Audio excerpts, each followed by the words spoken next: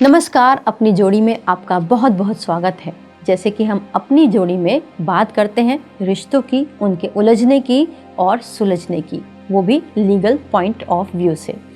आज हम एक कहानी सुनाएंगे आपको। ये कोर्ट मैरिज की एक कहानी है, एक प्रेम की कहानी है, उसके टूटने और बिगड़ने की कहानी है। लेकिन इस कहानी से आपको क्या सबक लेना है? अगर आप भी 2026 में कोर्ट मैरिज करना चाहते हैं तो आपको ये वीडियो बहुत उपयोगी होगा। ये कहानी किसी एक खास लड़की की नहीं है, ये कहानी उन हजारों लड़के लड़कियों की है जो प्यार में कोर्ट मैरिज तो कर लेते हैं लेकिन कानून को समझे बिना। कहानी शुरू होती है दिल्ली की रहने वाली राधिका और अमन से। 3 साल से रिलेशनशिप में थे दोनों। अमन कहता था घर वाले नहीं मानेंगे, चलो हम कोर्ट मैरिज कर लेते हैं, उसके बाद सब ठीक हो जाएगा। आखिरकार राधिका मान जाती है। दोनों स्पेशल मैरिज एक्ट के तहत कोर्ट मैरिज कर लेते हैं। कोई धूमधाम नहीं होती, कोई सिंदूर मेहंदी नहीं होती, बस एक कागज मिलता है, वरमाला एक्सचेंज होती है और ढेर सारे सपने होते हैं। लेकिन शादी के 6 महीने बाद अमन बदलने लगता है। कॉल कम करता है, इमोशंस कम दिखाता है और एक दिन सीधा सीधा मैसेज करता है, ये रिश्ता अब मुझसे निभाया नहीं जा रहा, हम अलग हो जाते हैं। अब यहाँ से कहानी में एक नया मोड़ आता है। राधिका का सिर्फ दिल नहीं टूटता, उसकी पूरी दुनिया हिल जाती है। वो कहती है तुमने शादी का वादा करके मुझसे रिश्ता बनाया और अब मुझे छोड़ रहे हो। राधिका केस करने की सोचती है, लेकिन जब वो अपना कोर्ट मैरिज सर्टिफिकेट वकील को शो करती है तो असली सच्चाई उसके सामने आती है कि जिस शादी को कोर्ट मैरिज समझ रही थी वो मात्र एक कागज का टुकड़ा था जिसे एक नोटरी पेपर पर बनाया गया था। क्योंकि राधिका ने पहले कभी कोर्ट मैरिज को ना देखा था, ना प्रोसेस पता था, ना ही उसने कभी वो सर्टिफिकेट देखा था, इसीलिए जो वकील ने उस समय जो अमन और राधिका को मिले, जो वकील या फिर जो भी व्यक्ति थे, उन्होंने उनका एक प्रोसेस कराया जो कि लीगली कोर्ट मैरिज नहीं था बल्कि एक नोटराइजेशन था। मतलब एक एफिडेविट था जिसके ऊपर नियम और शर्तें लिखी थी कि मैं आज से इन्हें अपनी पत्नी स्वीकार करता हूँ, और राधिका की तरफ से लिखा था कि मैं अमन को अपना पति स्वीकार करती हूँ। इस तरीके से कुछ नियम और शर्तें, नाम, पते, माता पिता का नाम, ये सब लिखा हुआ था। अब वो वकील थे भी या नहीं, क्योंकि कोई भी वकील इस तरीके का काम नहीं करते। इस पैटर्निटी में भी बहुत सारे लोग हैं जो वकील बनकर धोखा देते हैं।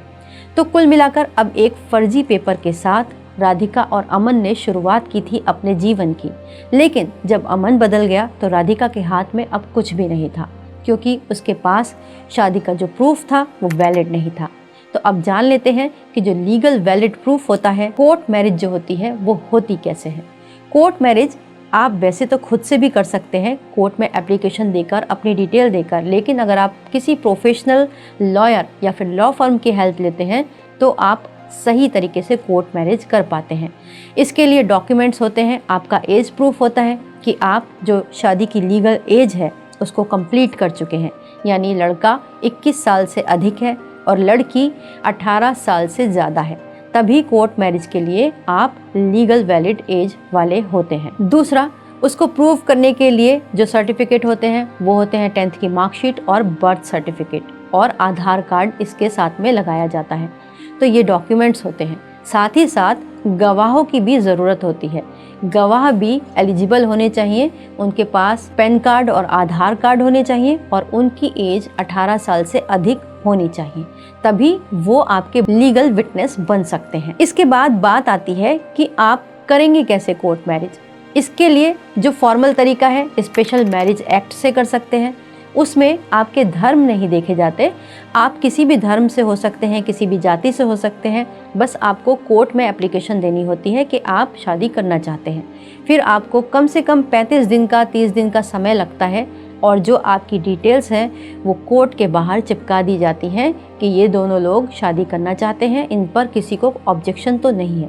तो ये थोड़ा सा असुरक्षित तरीका होता है शादी का। अगर आपकी डिटेल्स ही डिस्क्लोज हो जाए तो आपकी कोर्ट मैरिज में हो सकता है कि परेशानी आ जाए, हो सकता है आपके पेरेंट्स राजी ना हो।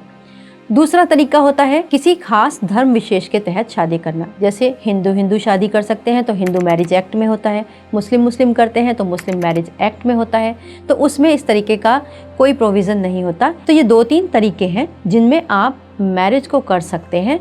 और इसके लिए आप अगर किसी लीगल एक्सपर्ट की सलाह लेते हैं किसी प्रोफेशनल लॉयर से ये काम करवाते हैं तो आपको कोई दिक्कत नहीं होती। तो आपको अभी कोर्ट मैरिज का प्रोसेस बताया ताकि आपके साथ भी वो ना हो जो राधिका और अमन के साथ हुआ, क्योंकि जब रिश्ते सही होते हैं तो उस वक्त कोई लीगल कॉम्प्लिकेशन नहीं होती, लेकिन जब लीगल कॉम्प्लिकेशन हो जाती है तो ये मैरिज सर्टिफिकेट आपके बहुत काम आता है। अगर आपको भी लगे कि ये कहानी दूसरों तक भी पहुंचनी चाहिए, उन लोगों तक पहुंचनी चाहिए जो कोर्ट मैरिज करने की सोचते हैं या फिर वो आपस में प्यार करते हैं और लीगल अपने स्टेप्स उठाना चाहते हैं, तो ये वीडियो उनको ज़रूर शेयर कीजिएगा ताकि उनके साथ भी कोई धोखा ना हो। वीडियो देखने के लिए बहुत बहुत धन्यवाद।